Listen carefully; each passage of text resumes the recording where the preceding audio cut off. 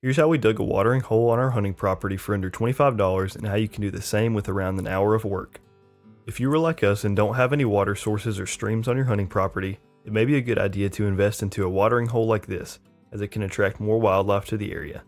While this is obvious, deer have to drink water throughout the day while foraging for food. If your property has plenty of food sources such as grasses and acorns but no water, the deer won't linger around the area near as much as if there was also water to drink. Once the deer and other wildlife discover the watering hole and become used to it, you should start to see more activity in that area, especially if it is the only source of water nearby. Now that you know the benefits of utilizing a watering hole, let's dig one together. But first, if you like this type of content and want to follow us on our journey of developing this recently purchased land, feel free to subscribe for more videos like this. A few materials will be needed to start. We grabbed 2 kiddie pools doubled up, which was a whopping $10 total, part of a tarp worth about $6, and a bag of sand for $5. This brought our total cost to $21 for the entire watering hole. Once you have your materials, pick a location where you want to draw wildlife to the area. This would likely be near a food source such as a green field or oak trees that drop acorns. Next, grab your water trough or kiddie pool. A plastic trough will be a bit more expensive, but will also have more durability in the long run, but either will work just fine. You will want to lay your container on the ground and mark an outline around it with a shovel. This will give you a pretty good outline of where to dig. You'll then want to dig the hole level or a little bit deeper than the height of the container so that the lip does not stick out above the surface and risk getting damaged easier. Once the hole is dug, scrape the bottom for any rocks or roots that might have punctured the container and get the surface as smooth as possible. While a level is not necessarily required, it will be beneficial to also make sure the bottom of the hole is flat so the container fills up with water evenly. Next, this is when you will want to cut out a piece of tarp to lay in the hole. This will add one additional layer of protection from the ground to help prevent against the container springing a leak.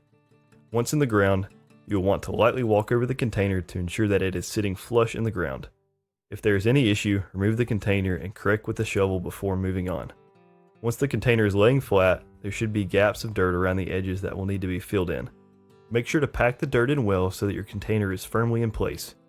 Now, time for one more layer of protection: sand. Putting a bag or two of sand in the bottom of the watering hole will help soften the impact of any hooves that might take a dive. Our kiddie pool container was on the smaller side, so only one bag of sand was needed. It is best to shoot for at least a ½ inch of sand to cover the bottom of the surface area. Finally, it is time to fill up the hole with water. Depending on how big your trough is, this could be a strenuous task.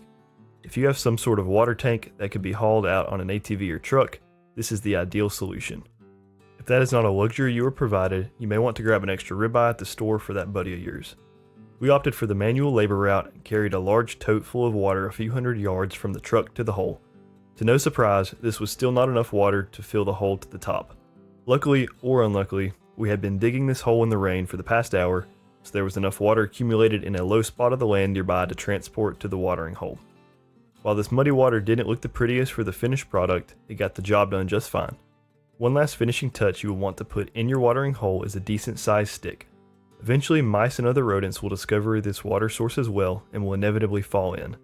With the slick plastic edges, it can be difficult or impossible for these creatures to claw their way out, and they will eventually drown. Decaying diseased rodents in the bottom of your watering hole is the last thing you want to happen. With the floating stick in place, this will give mice and rodents a ledge to grab onto and hopefully be able to escape the water a bit easier. With the stick in place, you're now done. Repeat the process in other areas of the space and enjoy the benefits of increased wildlife visitation. As for us, we have already seen more wildlife activity in this specific area than normal. It may take a little time for the animals to get used to their new addition, so don't worry if your wildlife isn't drinking right away. Here are a few pictures of the additional wildlife we have seen on our watering hole after 1 week. The quantity of deer has seemed to double versus what we were seeing previously.